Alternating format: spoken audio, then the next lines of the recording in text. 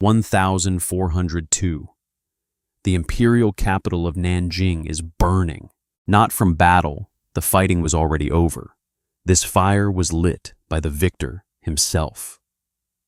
And in the heart of those flames, someone found an unidentifiable body, dressed in imperial robes, lying in the ash of the palace. Some said it was the emperor, the only legitimate emperor of the Ming dynasty. But no one dared confirm it. And that ambiguity, that void with no corpse, no proof, would haunt the victor for the rest of his life. The man who lit that fire was named Zhu Di. History records him as the Yongle Emperor, one of the most powerful rulers China has ever produced. He built the Forbidden City. He sent the largest fleet in the world across 7 seas.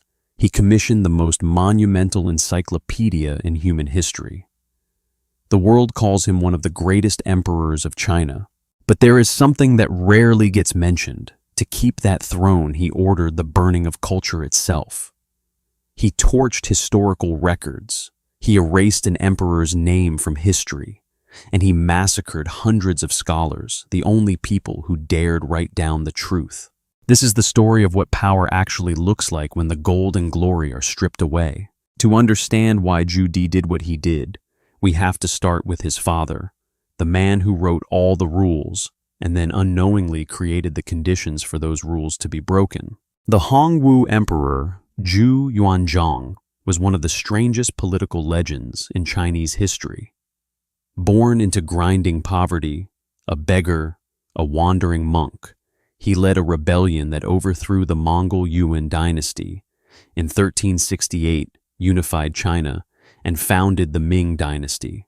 No royal pedigree, no noble bloodline, just will cunning, and hands willing to be stained with the blood of anyone he saw as a threat. To ensure his empire would not collapse after his death, Hongwu established a unique system of princely enfeoffment. His sons would govern their own territories, command their own armies, wield real power like genuine feudal lords. The theory was that the Zhu clan itself would be the fortified wall protecting the dynasty from within. In practice, he had unknowingly created a class of warlords inside the imperial family, each with enough force to challenge the central government. Zhu Di was the Hongwu Emperor's 4th son. He was granted the title Prince of Yan, Lord of the North, in what is today Beijing. This was the most strategically vital frontier of the empire, bordering the Mongol tribes, who regularly pushed south. Living there was not a privilege, it was a life-or-death posting. And Zhu Di served it brilliantly. He led armies into the field, repelled Mongol incursions, time and again, forging himself and his soldiers into the most battle-hardened force in the country. Meanwhile, in Nanjing, the eldest son, the crown prince, died young. By the law of succession, the throne was to pass to the crown prince's son. In 1392, Zhu Yuanzhang designated his grandson Zhu Yunwen as heir. When Hongwu died in 1398, Zhu Yunwen ascended the throne known to history by his reign name Jianwen. The Jianwen emperor was 21 years old, and he had an enormous problem.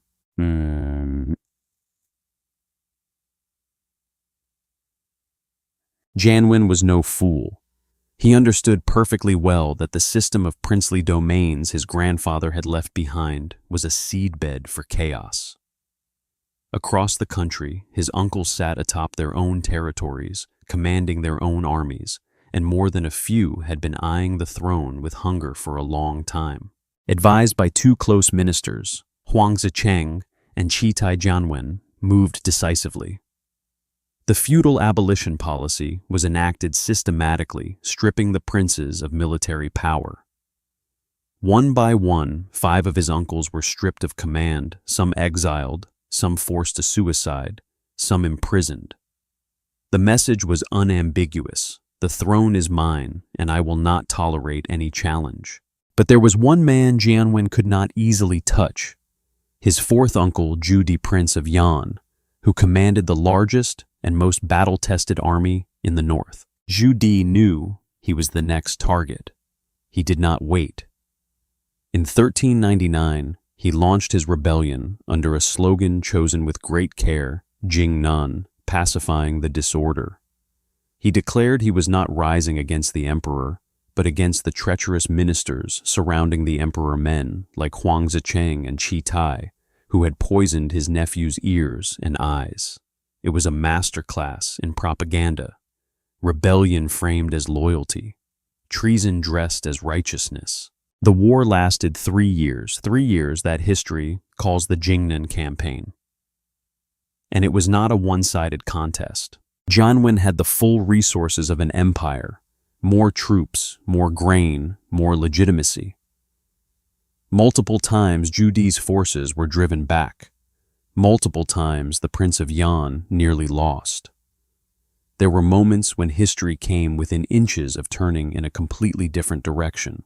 But Zhu Di had two things Jianwen lacked: genuine battlefield experience and the ability to make decisions under fire. While Jianwen's generals often hesitated, partly because Jianwen himself had ordered that his uncle not be harmed, to avoid the disgrace of being known as a nephew who killed his uncle Zhu Di, fought without that constraint.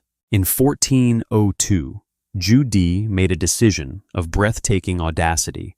Instead of continuing to grind through the empire region by region, he led his army straight through the defensive lines, bypassing fortified cities, and drove directly at Nanjing. It was an all-or-nothing gamble. If it failed, he would be cut off and destroyed. But if it succeeded, it succeeded.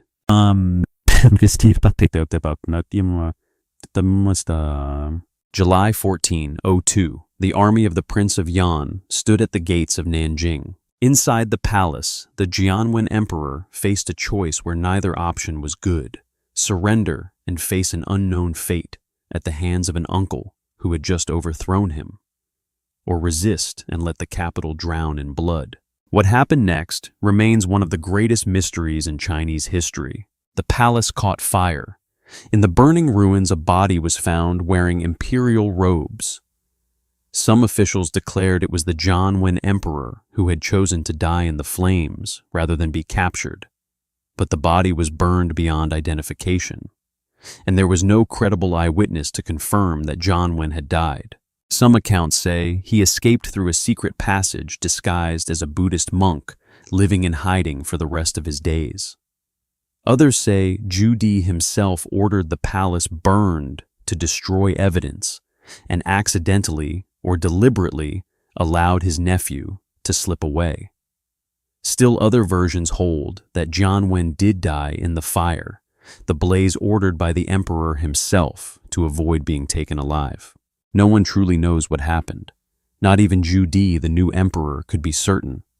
And that uncertainty haunted him for the rest of his life. Because an emperor no one can confirm is dead is not a dead emperor. And an emperor who might still be alive is still a threat. Zhu Di took the throne and adopted the reign name Yongle. The first thing he needed was to legitimize his power. And to do that, he needed something that could not be bought, could not be seized by military force. He needed the endorsement of the Confucian scholars, the intellectual class that held the pen-shaped public opinion and decided what future generations would remember about a dynasty. He summoned Fang Xiaoru. Fang Xiaoru was the most celebrated Confucian scholar of the age, a man respected across the empire for his erudition and moral integrity. Yonggle's own advisor, the monk Daoyan, had warned him before the march on Nanjing. Fang Xiaoru will certainly not submit, but please do not kill him. To kill Fang Xiaoru is to extinguish the light of scholarship for 10,000 generations. Yongle needed Fang Xiaoru to do one seemingly simple thing: write the accession proclamation, the official document declaring Yongle the legitimate emperor of the Ming. Fang Xiaoru walked into the throne hall with tear-streaked cheeks, still in mourning for the Jianwen emperor. Yongle held out paper and brush. The old scholar looked down at the blank page. Then he wrote 4 characters, not a proclamation, not a tribute. 4 characters, Yanzhe Quan Wei, the Yan bandit, has usurped the throne. The hall fell utterly silent. Yongle held his fury in check. He threatened if Fang Xiaoru refused to write the proclamation, he would execute 9 clans, 9 family lines. This was already the most severe punishment in Chinese feudal history. No one had ever suffered extermination to the 9th degree. Fang Xiaoru raised his head and said, "Even if it is 10 clans, I will not write it." It was the first time in history that someone had forced an emperor to follow through exactly on his own threat. And then some. Yongle ordered the extermination of 10 clans, the traditional 9 family lines plus a 10th that had never existed as a legal category before Fang Xiaoru's students. The total number executed, according to multiple accounts, reached 873 people. Some sources put the figure far higher. Fang Xiaoru was executed by the most savage method available, death by 1,000 cuts in the public marketplace, as the entire city of Nanjing watched. He died, but he never wrote that proclamation. The death of Fang Xiaoru sent the clearest possible message to every scholar in the empire. This was an emperor who tolerated no dissent. But it also sent a message Yongle did not want, that someone had refused to acknowledge his legitimacy and had died for it. And that story would be told. This is when Yongle began a campaign that history speaks of less than his military conquests, but which may be darker and stranger than any of them. He decided to rewrite history by erasing the parts he did not like. He began with the Jianwen Emperor. The legitimate ruler who had reigned for 4 years simply vanished from the official record. The Jianwen reign title was abolished. Those 4 years were retroactively folded back into the final years of Hongwu's reign, as though Jianwen had never existed. All documents pertaining to the Jianwen court were recalled and destroyed. Officials who had served Jianwen and survived were purged, demoted, or exiled to the remotest corners of the empire. But it went further.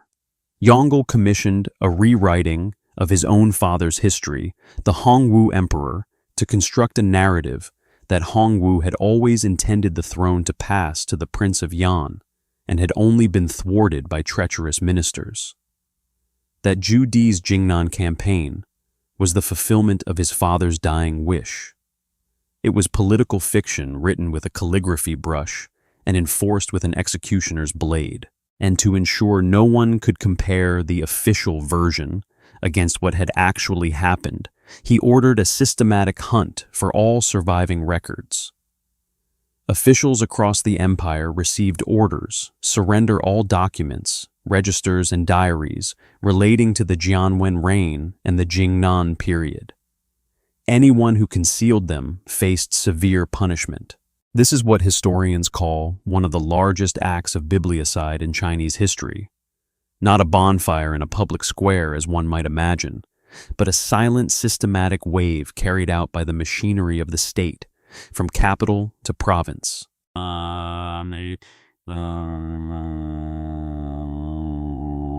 And here is the strangest thing, something that even serious historians occasionally have to stop and verify while destroying knowledge and historical records.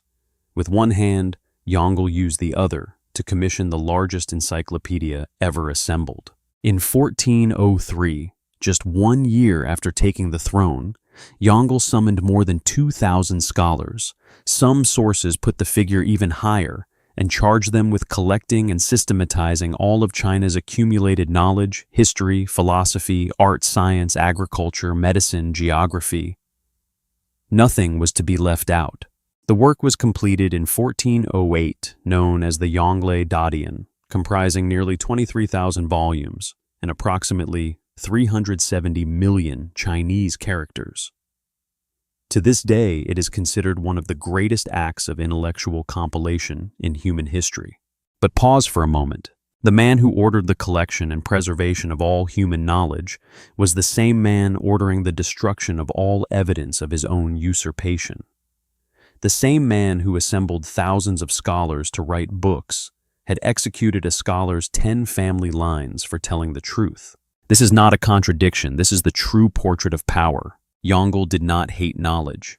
He hated knowledge that threatened him. He was not afraid of books. He was afraid of the pages that told his story wrong.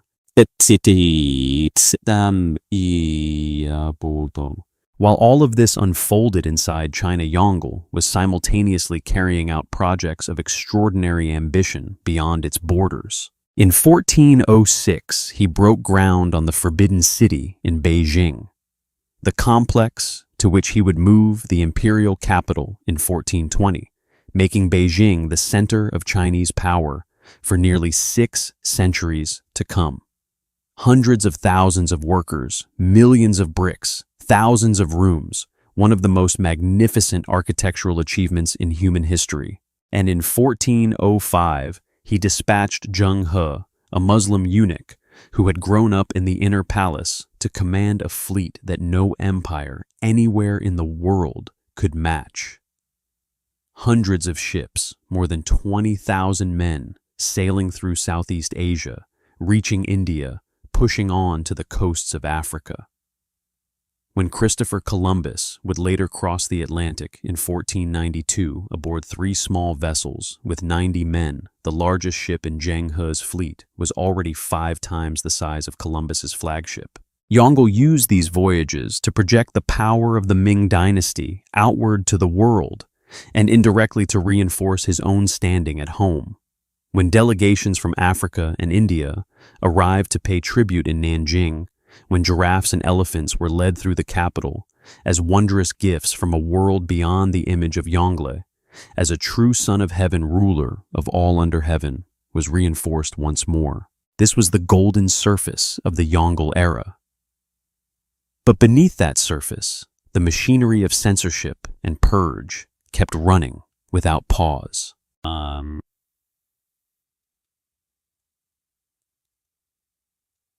Even in his final years, Yongle was never free of the obsession with the Jianwen Emperor. He dispatched agents across the country to search for any trace of his nephew. No one was quite sure whether to capture him or simply confirm he was dead. It was said Yongle would wake with a start in the night. It was said he grew more ruthless, more suspicious, more quick to anger in his later years. Perhaps that was only logical, because the man who had erased history understood better than anyone that history cannot truly be erased. It can only be buried, and things that are buried have a way of finding their way back to the surface. In 1424, Yongle died on a personal military campaign to the north on horseback, at the head of his army, in the posture of a warrior to the very last. He was 64 years old, and he never found the Jianwen Emperor.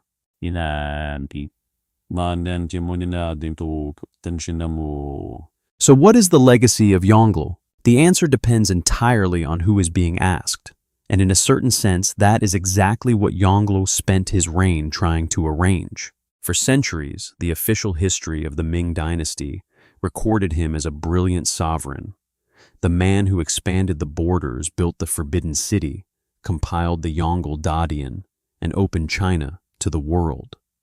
And those achievements are real. No one can take away the Forbidden City. But scholars who dug deeper, who searched through the surviving archives, the scattered fragments, the manuscripts hidden across centuries, found another story. The story of an emperor who seized the throne through fire and blood, who built his legitimacy on a foundation made of ash from the pages he burned. Fang Xiaoru died, but the story of his refusal survived. The Jianwen Emperor was erased from the official record, but his existence was preserved in foreign documents, in oral tradition, in sources that Yongle never reached. And centuries later, when the Ming dynasty fell, when Yongle's prohibitions lost their teeth, scholars began fitting the fragments back together. What they found is one of the most searching lessons about power ever recovered from the past, that censorship does not preserve power forever. It only delays the reckoning between power and truth. And usually that delay only makes the reckoning when it finally arrives more complete. Yongle burned culture to keep his throne. He kept the throne 22 years a reign that history records as one of great achievement. But he could not burn the memory of those who chose death over a lie. And that memory, more durable than any machinery of state, waited and survived through everything. The Forbidden City still stands today, one of the greatest architectural works humanity has ever built. But just beneath its foundations, in the record of history, is the trace of a fire that came before it, the fire in Nanjing, in 1402, and what it truly burned, no one has ever been certain.